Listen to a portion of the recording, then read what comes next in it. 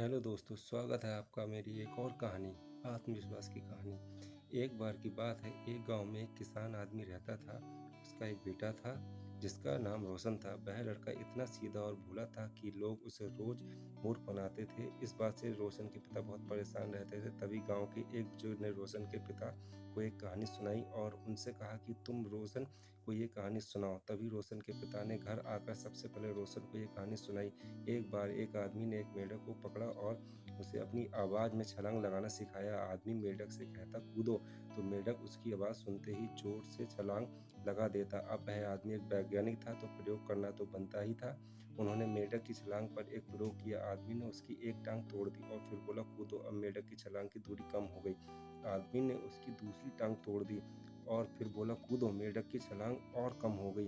अब तोड़ी गई उसकी तीसरी टांग, फिर छलांग की दूरी और कम हो गई। एक एक करके बेचारे मेंढक की सारी टांगें तोड़ दी गईं। अब आखिरी टांग टूटने पर जब उससे कहा गया कूदो तो वह हिल भी नहीं पाया। अब आदमी ने इस सारी घटना के एक निष्कर्ष निकाला जिसे उसने अपनी एक निजी डायरी में लिखा। जानते हो उसने क्या लिखा? रोशन के पिता ने रोशन से कहा, जब मेंढक की एक टांग तोड़ी गई तो वह थोड़ा बहरा हो गया। जब उसकी दूसरी टांग तोड़ी गई तो वो और बहरा हो गया। हर टांग टूटने के साथ वो और बहरा होता गया और सारी टांग टूटने के बाद वह बिल्कुल बहरा हो गया और जोर जोर से चिल्लाने लगा। भी उस पर कोई असर नहीं हुआ। वो तो अपनी जगह से हिल तक नहीं, छलांग लगाना तो दूर की बात है। इस कहानी को सुनकर रोशन के ने कहा कि क्या वह आदमी मूर्ख था? इतनी सीधी सी बात उसे समझ में नहीं आई। ये तो किसी छोटे बच्चे को भी पता है कि मेंढक की छलांग उसके टांग टूटने की वजह से कम होती जा रही थी, ना कि वह बहरा हो गया था। तभी रोशन के पिता ने उसे समझाया कि हम सभी जीवन में कई बार ऐसे ही मूर्ख बन जाते हैं।